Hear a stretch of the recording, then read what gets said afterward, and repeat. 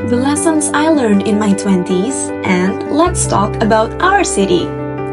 Sesi malam akan dibuka dengan refleksi dari mereka yang sudah melewati umur 20-an, serta hal-hal yang baru mereka pahami setelahnya. Lalu kita akan bicara tentang kota tempat kita tumbuh.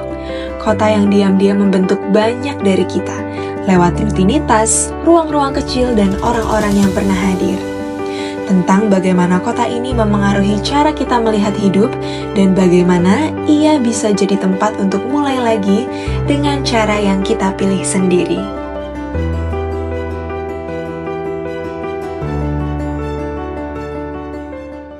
Aku seru nih, kalau di slide sih ya tulisannya tuh pasti bawahnya. Nah, kinesiologi instructor, tapi hari ini aku nggak akan ngomongin kinesiologi. Cuma aku pengen teman-teman tetap mendapatkan sedikit oleh-oleh tentang sedikit mungkin ya gerakan yang ada di kinesiologi yang bisa membantu di keseharian teman-teman gitu. Jadi kalau misalnya mau memulai sesuatu itu kita bisa melakukan ini dulu nih, namanya switching on. Jadi sebelum mulai aku pengen ngajak semuanya berdiri. Nah ini sebenarnya aku iseng sih ya supaya kalian nemenin aku biar melakukan ini bersama. Jadi gerakan ini bagus banget untuk memulai sesuatu. Nah, karena aku mau ngomong, jadi sekalian aja ya. Karena teman-teman juga kan di sini mungkin capek dari tadi duduk atau mendengarkan yang lain, biar bisa lebih jejak. Caranya adalah, jadi taruh satu tangan di atas pusar. Tangan satunya lagi, tangan yang mana aja. Jadi boleh misalnya yang kanan dulu di pusar. Tangan kirinya buat kayak gini nih, kayak pistol. Terus silahkan ditaruh di bawah collarbone teman-teman. Jadi di sini ada tulang selangka, ada 2 tuh yang jendolan. Nah ini adalah namanya titik kidney 27 atau dia itu bisa mengaktifkan sistem limfatik kita. Sekarang dipijat. Nah kalau misalnya teman-teman di sini pengen bisa lebih sadar akan sisi kiri dan kanan teman-teman. Misalnya di sini nih ada yang gak bisa bedain kiri sama kanan. Nah ini bisa diulang nih gerakannya.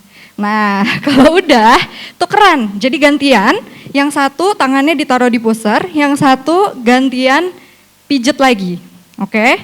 Nah ini berapa lamanya segimana sih? Terserah, jadi senyamannya teman-teman aja untuk melakukan gerakan ini.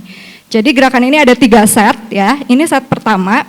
Set yang kedua, satu tangan masih di pusar, untuk apa? Supaya badannya itu jejak, jadi badannya itu bisa mencari garis tengah. Kemudian tangan satunya dibentuk jadi huruf C kayak gini. Nah, terus ditaruh di bawah bibir sama di atas bibir. Habis itu digosok. Nah, yang ini gunanya untuk mengaktifkan kesadaran sisi atas dan sisi bawah. Jadi kalau suka ada orang yang kejedot, nah ini bisa dipakai ya. Ini. Habis itu gantian, tukeran. Oke. Terakhir, kiri udah, kanan udah, atas udah, bawah udah, tinggal depan belakang. Satu tangan ditaruh lagi di pusar, satu laginya digosok tulang sakrumnya. Jadi yang ada lengkungan ini nih, yang ada lengkungan di lumbar bawah, itu digosok sampai ke bawah. Enak? Nah, habis itu gantian ya, gantian lagi.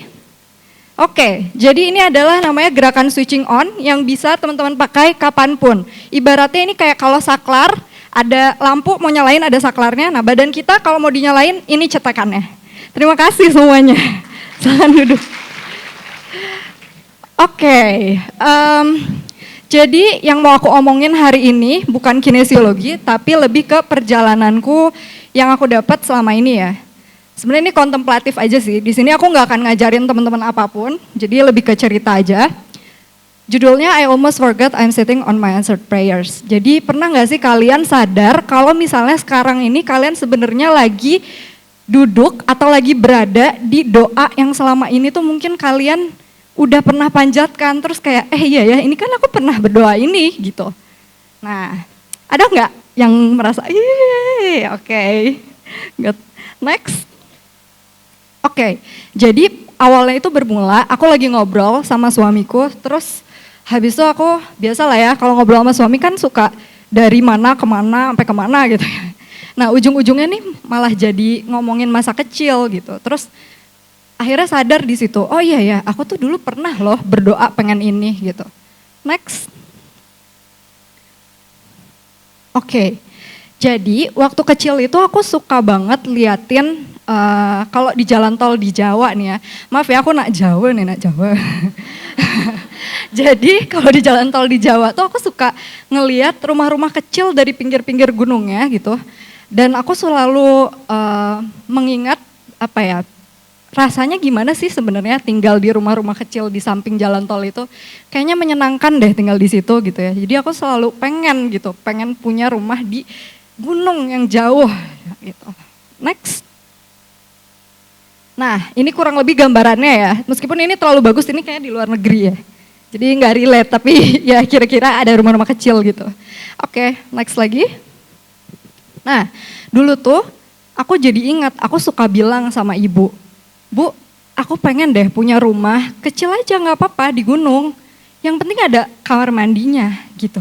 Kayak intinya tuh yang penting ada kamar mandinya. Nah, kenapa? Kalau misalnya kita lihat-lihat lagi, mungkin sebenarnya aku yang waktu kecil ini sebenarnya bukan pengen rumahnya, tapi ingin perasaan belong to somewhere gitu ya. Pengen punya rumah as in dalam bentuk yang lain.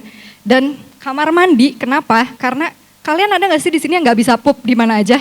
Kayak cuma bisa pup di rumahnya sendiri. Nah, aku tuh kayak gitu, jadi aku merasa kayaknya kenapa anak kecil aku di dalam diriku yang waktu itu minta kamar mandi, kayaknya sebenarnya aku tuh pengen punya a vulnerable place yang aman gitu. Jadi ternyata wish-nya anak kecil ini tuh dalam ya gitu, kalau dipikir-pikir waktu sekarang gitu. Oke, next. Nah, gara-gara apa sih sebenarnya aku pengen itu gitu. Terus aku baru teringat, jadi selama ini tuh aku nggak pernah punya rumah. Jadi aku tinggal bersama nenekku dari ayah. Jadi kita tinggal menumpang dan sampai besar ya, sampai setelah aku menikah di sana. Dan aku merasa mungkin di situ aku nggak pernah benar-benar memiliki rumah ya atau tempat. Berikut, ini sedikit curhat ya, jadi ayahku ini beliau ada tapi tidak ada ya. Ada yang tim yatim pasif di sini mungkin? Oh langsung banyak yang ngacung ya, kita senasib ya. Nah jadi di situ aku merasa, oh kenapa ya aku nggak punya, maksudnya ingin sekali punya rumah itu dan pengen berpisah dari sana. Aku suka banget, maksudnya rumah nenekku itu penuh cinta tapi juga lukanya ya banyak gitu ya. Sebenarnya intinya dari situ lah kenapa muncul keinginan ingin punya rumah kecil di manapun itu gitu sebenarnya. Oke, selanjutnya. Oke, nah fast forward ke hari ini, ternyata sekarang aku tinggal di gunung ya. Aku tinggal di gunung sama anakku, sama suamiku, dan plot twistnya adalah ibuku akhirnya bercerai tahun ini. Kemana aja kemarin ya. Dan akhirnya tinggal di rumahku bersamaku gitu. Dan kalau dilihat-lihat, oh lucu juga ya gitu. Sekarang ternyata mimpi itu beneran terjadi loh gitu. Dengan cara yang cukup aneh. Kalau misalnya aku bilang, masuk logika nggak? Enggak. Aku 5 tahun yang lalu bakal percaya nggak aku punya rumah sekarang? Enggak, bakal diketawain sih. Oke, next. Nah, ini dia rumahku. Rumahnya beneran kecil banget di Bedugul, jadi tempatnya dingin.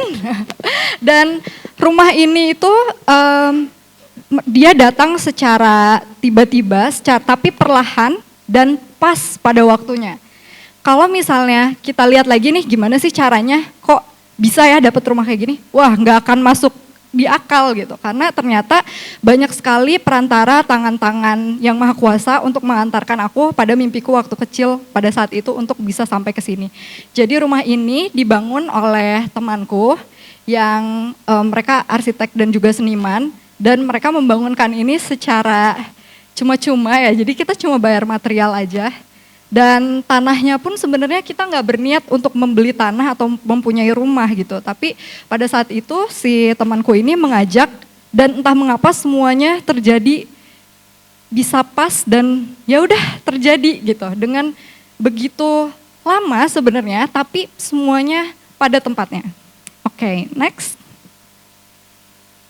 Nah, kenapa sih pengen punya rumah di sana? Sebenarnya yang paling bikin yakin itu adalah karena rumah ini dekat sekali dengan hutan. Jadi ritme hidup kita itu benar-benar mengikuti ritme hutan gitu. Jadi kita bangun, mendengarkan suara burung dan jam 7, jam segini kita udah di kasur sebenarnya. Ini aku effort nih ke sini. Oke. Nah, ya oke, inilah si hutan yang membuat kita ingin tinggal di sana. Oke, next. Nah, lalu yang ajaibnya lagi, ternyata ada suamiku yang juga setelah kita tinggal di sana, jadi gini, kita kenapa sih bisa tinggal di tempat yang jauh dari mana-mana? Itu mungkin karena kita dulu, suamiku ini kerjanya dia di startup ya, jadi bisa remote nih dari mana aja. Kita punya privilege itu sebenarnya. Dan aku pun kerjanya bisa dari mana aja. Tapi dulu suamiku mikir mungkin inilah yang jalan yang emang dia pengen ya, kayak kerjaannya stabil dan lain-lain. Tapi ternyata setelah kita tinggal di rumah itu, ternyata mimpi dia bukan itu. Next. Ternyata sekarang dia berubah menjadi petani, laptopnya dia lempar, diganti sama cangkul. Awalnya itu karena dia melihat petani-petani yang ada di sekitar rumah kita, dan dia merespon, karena mereka udah mulai frustasi ya menjadi petani di sana. Jadi suamiku dengan mungkin mimpi waktu kecilnya yang dia punya, ternyata dia mau banget menjadi petani yang ternyata bisa juga terwujud di hari ini dengan segala keberaniannya meninggalkan seluruh pekerjaan tetapnya. Oke, next. Jadi apa sih sebenarnya yang berubah gitu ya? Semuanya itu datangnya nggak tiba-tiba dan semua ada jalannya gitu ya. Tapi ketika kita benar-benar mendengarkan apa sih yang dimaui oleh diri kita, apa sih yang sebenarnya kita inginkan, mendengar ke dalam. Jadi bukan kita melihat yang ada di luar. Aku ngerti sih mungkin di sini banyak banget sekarang ya, mungkin dengan menonton ke acara kayak gini mungkin ngelihat oh yang ini pencapaiannya udah di sini nih, oh orang ini kayak gini, atau mungkin kita tiap hari scroll Instagram terus ngelihat oh si orang ini udah ngapain, udah ini, udah itu. Jadi kita tuh terlalu banyak referensi gitu tanpa akhirnya apa sih benar-benar bertanya apa sih yang sebenarnya kita inginkan gitu. Next. Oke, nah ini ya, jadi anak kecil di dalam diri kita itu sebenarnya dia tahu, mungkin lebih tahu daripada kita yang sekarang, tapi karena kita dibanjiri sekian banyak informasi, kita udah lupa lagi. Udah gak tahu nih, dulu tuh kita mau apa ya, dulu tuh kita sukanya apa sih yang benar-benar bikin kita pengen hidup, apa sih yang benar-benar bikin kita sparks di dalam diri kita itu hadir tuh apa gitu. Oke, next. Oke, jadi hari ini aku gak akan ngajarin apa-apa, tapi aku akan mengajak kalian semua untuk bertemu lagi dengan diri kalian di waktu kecil. Jadi kita akan sama-sama melakukan ini, kita akan mengobrol dengan diri kita waktu kecil.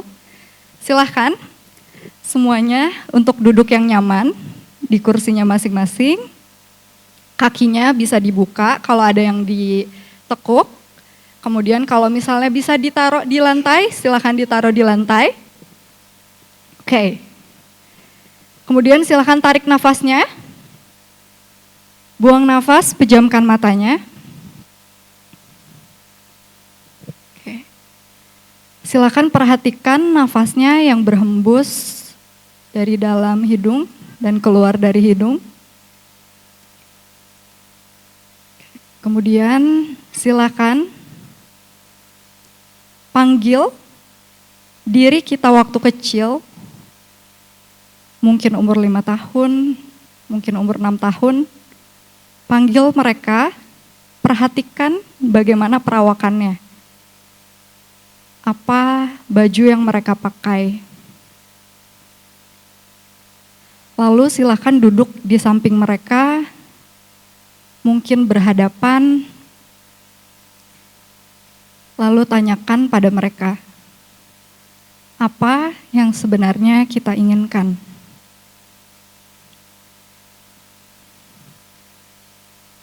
Silakan berdialog dengan diri kita di waktu kecil ini, tanyakan pada mereka apa yang benar-benar kita inginkan.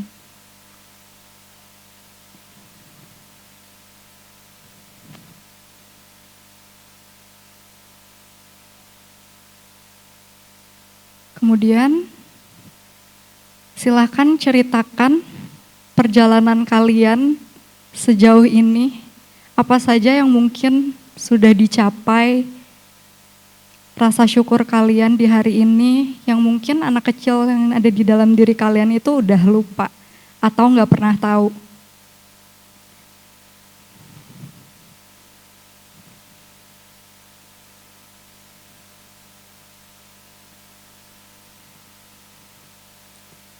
Kemudian katakan sama anak kecil itu, bilang, kalian aman. You are safe.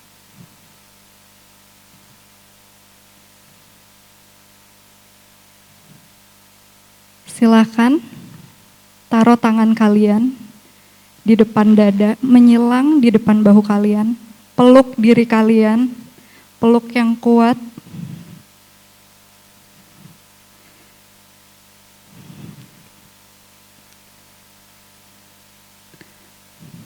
Katakan apapun yang mungkin ingin kalian sampaikan sama diri kalian itu.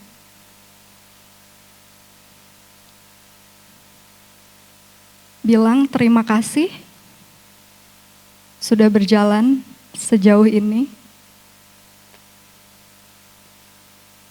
Sudah selalu hadir dan selalu menemani.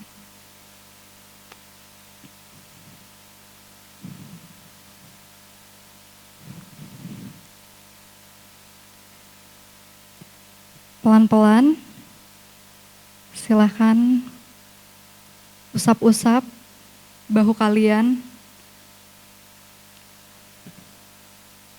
Lalu perlahan silahkan kembali ke dalam ruangan ini. Oke, next. Next 2 kali aja ya. Lagi. Oke, jadi jangan lupakan diri kalian, mimpi-mimpi kalian waktu kecil, yang mungkin sebenarnya itu adalah mimpi yang paling jujur, mimpi yang paling nyata, yang mungkin anak kecil di dalam diri kalian itu sebenarnya cuma pengen itu. Dia gak pengen hal yang wah, dia mungkin gak pengen hal yang mungkin selama ini kita kira mesti sesuai dengan harapan kita, tapi itulah yang sebenarnya paling jujur. Terima kasih. Next. Oke, sesuai dengan tema IoT malam ini, pelan-pelan menjadi di tanah yang kita hidupi sendiri. Semoga kalian juga bisa menemukan tanah itu dengan jujur, dengan your best timeline, dan dengan versi terbaik dari diri kalian. Saya Seruni, terima kasih banyak. Ini ada journal worksheet yang bisa kalian download supaya bisa lanjut lagi refleksi malam ini. Silakan. Terima kasih.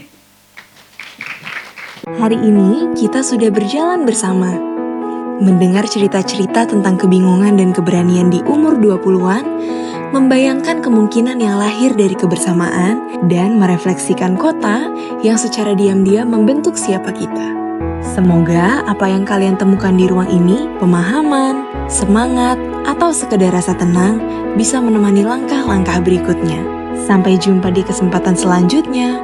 Terima kasih sudah hadir, mendengarkan, dan membuka ruang bersama kami.